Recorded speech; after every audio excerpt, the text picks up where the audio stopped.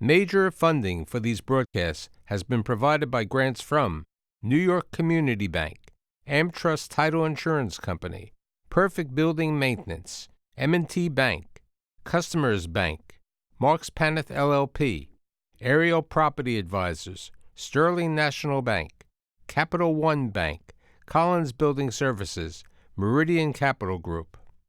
Additional support has been provided by grants from AVR Realty Company, Amerant Bank, Bank of America Merrill Lynch, B6 Real Estate Advisors, Briarwood Organization, Chase Commercial Term Lending, Chase Commercial Mortgage, Citizens Bank, CPEX Real Estate Services, Douglaston Development Levine Builders, Flushing Bank, Friedman LLP, Handler Properties LLC, Handler Real Estate, Hodges Ward Elliott INC, Investors Bank, James D. Kuhn Real Estate Center at Syracuse University, Kilroy Architectural Windows, New York's Window Company, Matone Group, New Banks, Newmark Knight Frank, Optimum Window Manufacturing Corp., People's United Bank, Rockefeller Group, Rosewood Realty Services, SJP Properties, Stonehenge NYC, TD Bank, Terra CRG, the Meringor Family Foundation, and these friends.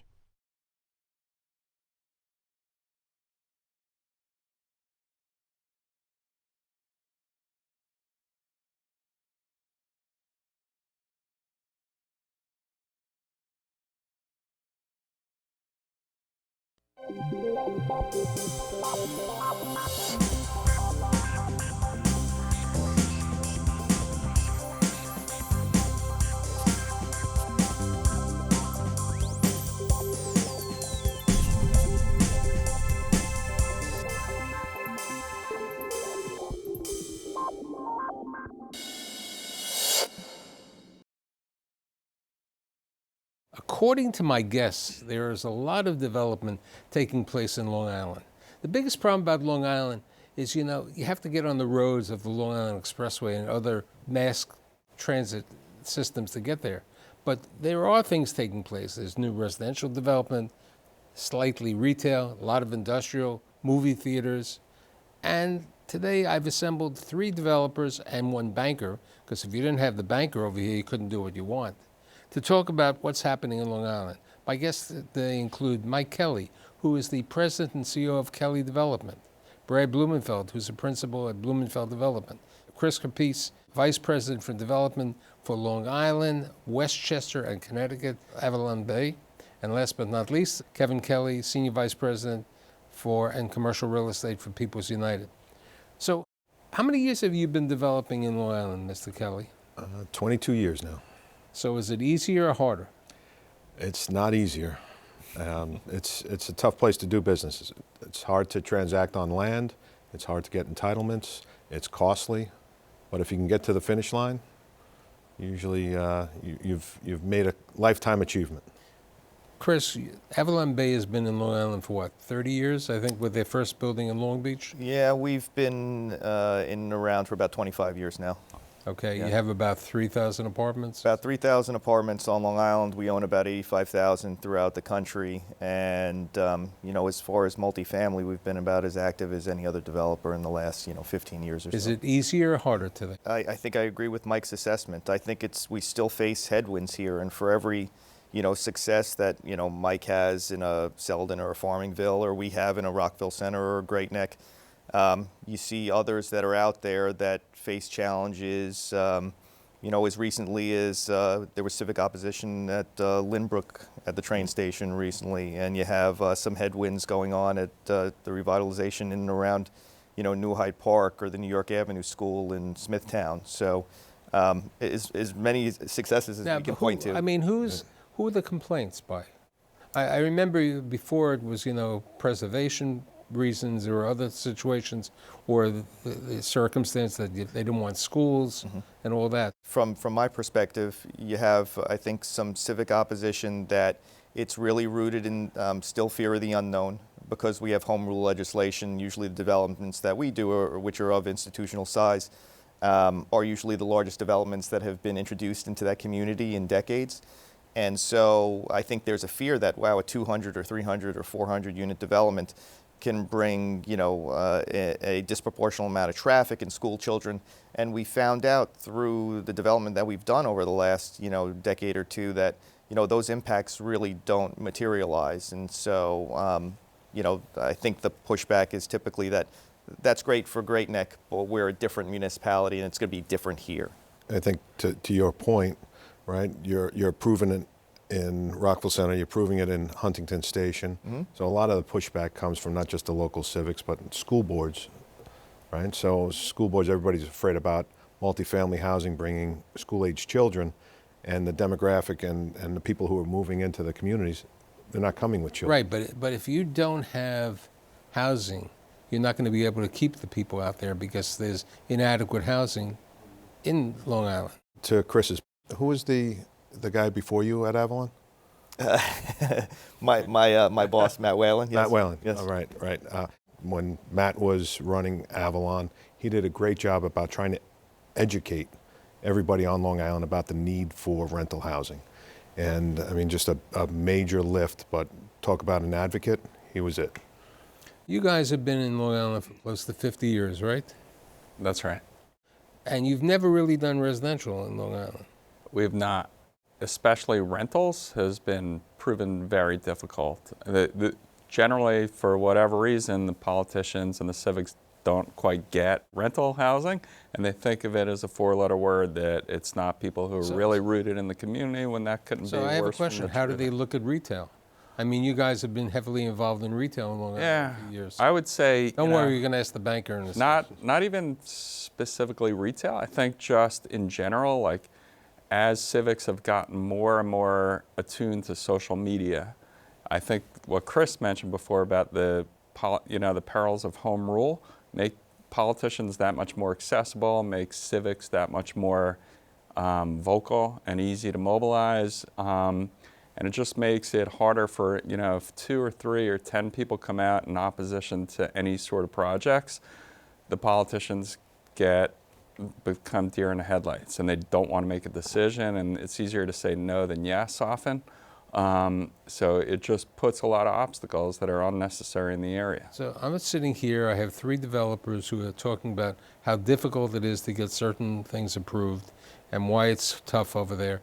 And here's the banker saying, am I crazy? Am I going to lend money to this? How do you look at the opportunities to lend in Long Island? We like Long Island a lot. I mean, as an institution, Long Island's a big focus for the bank. We acquired Bank of Smithtown there in 2010, Suffolk County Bank a couple of years ago. And so Long Island is a core part of our footprint in an area that we like a lot and we actively lend into, whether that's in development, value-add transactions, or stabilized properties. So we like the market a lot. We see some really good opportunities. Our focus as a bank has always been on sponsorship and banking the right people.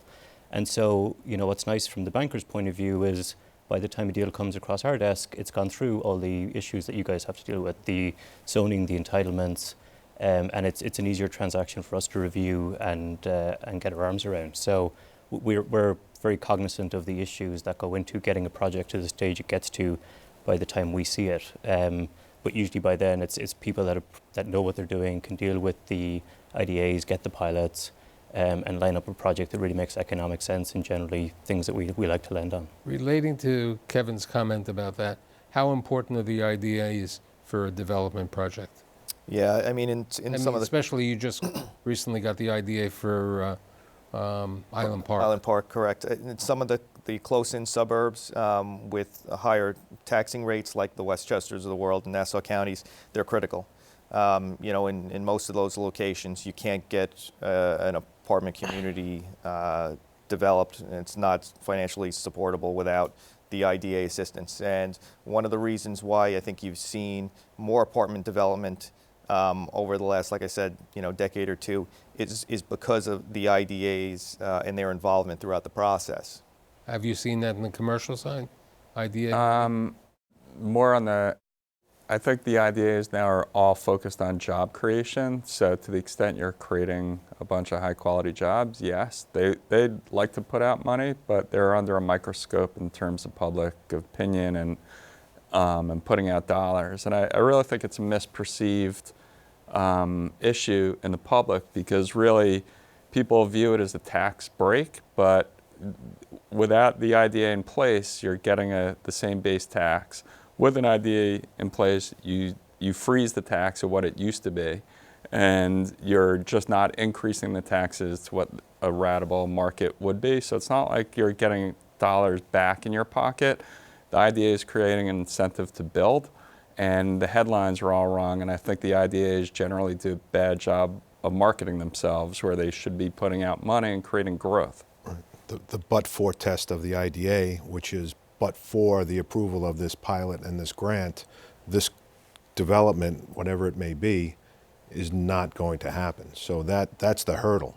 Without that, the financing package just doesn't make sense. Now, we were You just talking can't get before there. the show, when you do get the IDA for an apartment situation in Long Island, in many parts, you will also have to give an affordable component, correct? What's the affordable requirement? Each municipality is different, so there's not a standardization. It kind of goes back almost to the home rule So it's legislation. not like the 70-30 in New York today? No. Yeah, I mean, I think on the projects that we've financed, it's typically been anywhere between 10 and 20%, depending on the project. And what is it, 60 or 80% of the area median income normally? 50 to 120. So you have that 120 over there. Yeah.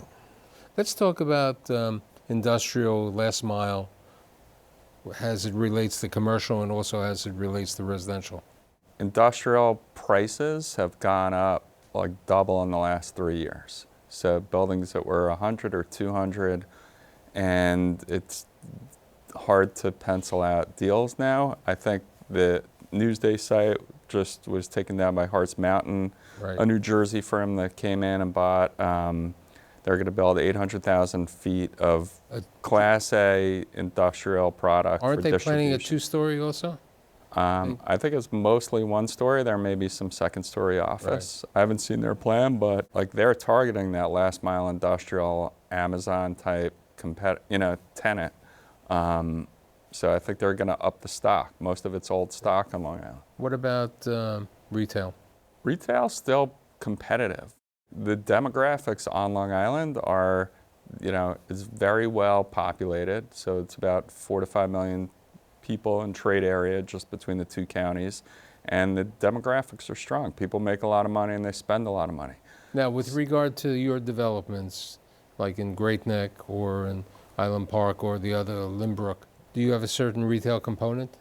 So it's case-by-case basis, right? So I'll give you an example. In my portfolio right now, there's a groundbreaking on Avalon Harrison, which is right at the Harrison train station. So that is about 26,000 square feet of retail, first floor retail, with apartment development above. And we're also building structured parking for the MTA as well. So again, case by case, but I'd say it's not the flavor of the day just yet on Long Island. What about Ronkonkoma and Wyandanch Rising and so on? You're involved with the Long Island Housing Committee, right? Right, with the Long Island Builders Institute. Both of those, the Wyandanch Rising and the Ronkonkoma Hub, both have a significant amount of commercial space, whether it's some office space, but a fair amount of restaurant space as well. Really, both, I think, are really trying to create a downtown, kind of a destination downtown near those major train stations. So I think it's critical that, they're starting now, similar is to the what third Patrick rail did. coming up in Long Island? In certain markets, weren't they supposed to be building? It's approved, but it's not. It's in. I think it's from Mineola to Hicksville at this point, and I think it's going out further as time goes. Are there any opportunities in Nassau County today?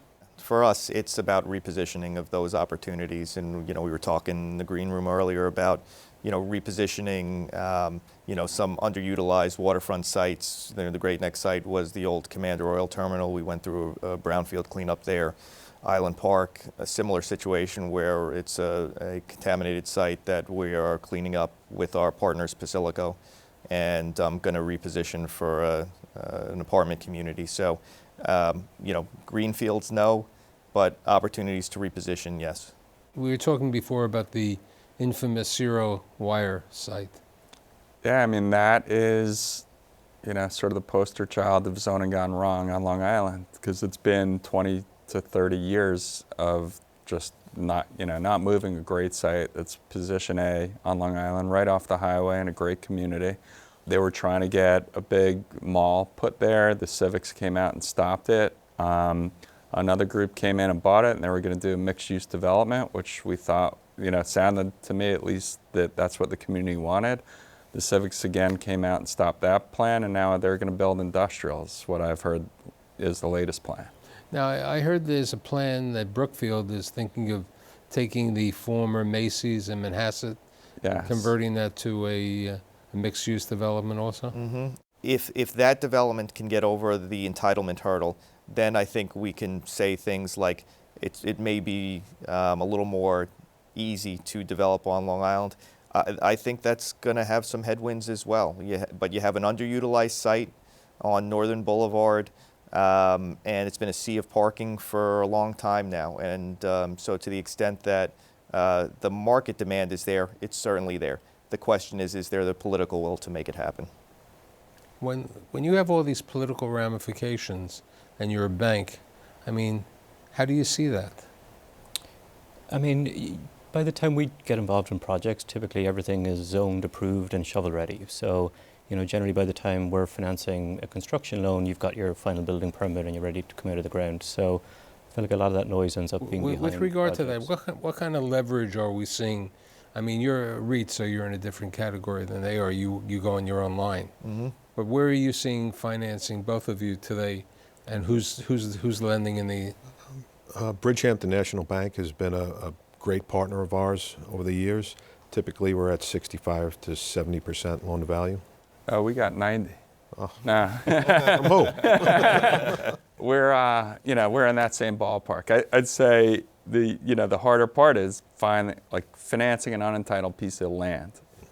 Very difficult. Right. You're talking in the 50% plus personal guarantee range.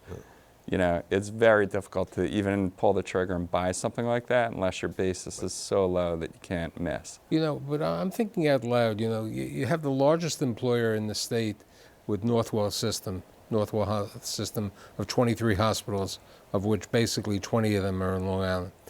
You have all that. You have Stony Brook University. You have the health institutions. Where are these people living? You have to have housing, okay? And housing that was built in Long Island originally was, people coming back from World War II or the Korean War in a different type of market. Where are you creating the housing to keep the young people today in Long Island affordable also? You look at the housing stock that we have, it's 50, 60 years old, right? The single family detached, which was that suburb that people moved out to. And over the years, what has happened is we've taken all these old redevelopment sites and the rental stigma has kind of vanished in a lot of places where rental's not so bad. I recently sent out my weekly notices on shows, and one of my friends sent me a note last night because I did a show on the condo market, and he basically said to me, "Don't you realize the condo market is dead?" I said, "Ofer, it's not dead," but he's a little outspoken on what he says. He felt that, is the for sale market still in vogue in Long Island? Not as much. But it's still there? But it's still there. That 55 and older community development is still out there. It's doing well. Yeah, but I think that the high end, where there are a lot of villages on Long Island that have super high taxes. So with the new tax code where you can't take any SALT deductions, and taxes could be $50,000 to $70,000. People don't want to pick up those. I had the guys from Beechwood on my show. They said to me, if you build condos in Suffolk County, the taxes are like 1/5 of the taxes if you built a single family home. Am I correct? Yeah. Why? All those services, whether it's the garbage pickup, snow removal, those all get baked into your homeowners association costs, so that's not a burden on the municipality to provide those services. So you might not be paying it in the taxes, you're paying something into a homeowners association that provides those services. Right. Have you ever built for sale? Yeah, built a lot of for sale, built a lot of condos over the years. We'll have a 55 and older community coming up in town of Islip sometime in the spring, but small, 55 and older, 32 units. you know, those big mega developments, it's hard to finance. So I mean, how big is your largest development in Long Island under development today? We're going through an entitlement process right now in the village of Amityville in the leadership of Mayor Siri. And we're repositioning the old Brunswick Hospital site, which is about 7.5 acres. It's within walking distance to the train station, within walking distance to the downtown. There are a few opportunities that are like that on Long Island where, especially in Suffolk County, where in western Suffolk, it's 52-minute peak commute to Penn and a quick walk to the downtown. It's 338 units that we're proposing right now, and so, but we're at the early stages. And that's going to be rental? That's going to be apartments, correct? Okay. Yeah, I mean, we're a lender on a project in Suffolk County in Port Jefferson that's 55 and over as well, and it seems to be really good demand for that product type. So there are ways, you know, to get through construction and lease up. But I think it's interesting when you look at the demographic of the market there, being over 55 is not really restrictive. And I think those projects that are built with, you know, the right amenities, the high level of finishes, it feels like there's a lack of supply still and good demand for those units. You look at from '08 to 2015, 2016, both counties were issuing maybe a few thousand permits per year, right, over that time period. So that pent-up demand, Right. you know, people want to buy something new. They want to rent something new. Yeah. So. And to that end, right, so perspective. So we're an MSA on Long Island of about 3 million people, right? So to Mike's point, again, building permits, a couple thousand a year, some years that were less than 1,000, right?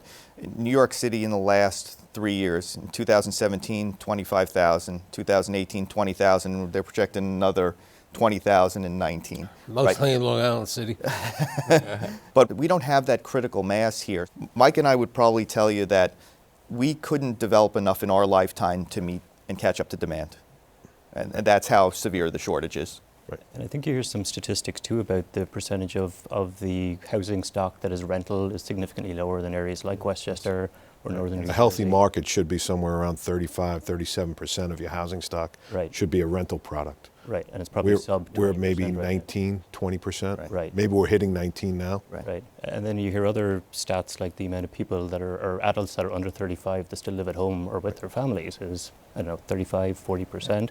It just feels like there's nowhere for people to move to. And if you have the right product there's plenty of takers. Right. Now, I wanted to bring up, because I know you have movie theaters and experimental retail.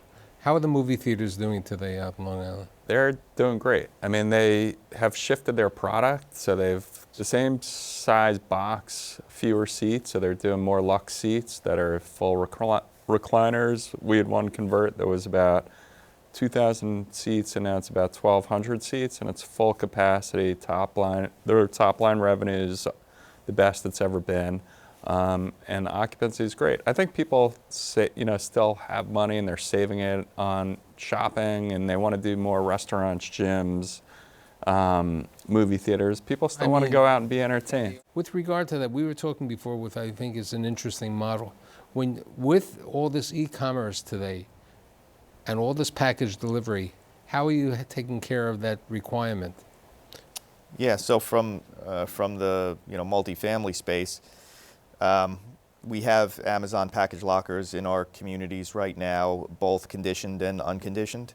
What we're looking at is what is that demand going to be in the future, and like I had mentioned, there hasn't been a community I think that we've built in the last call it 3 to 5 years that we didn't wish we had more room for package storage, and that demand continues to grow. So we're looking at opportunities to create spaces that can then be converted at a time in the future for that additional demand. So here's a question. Since people are losing their cars less and now utilizing Uber and Lyft, do you think you'll be able to take some of the parking and literally convert it to storage? We've looked at options like that. We've looked at creating opportunities where that parking becomes retail.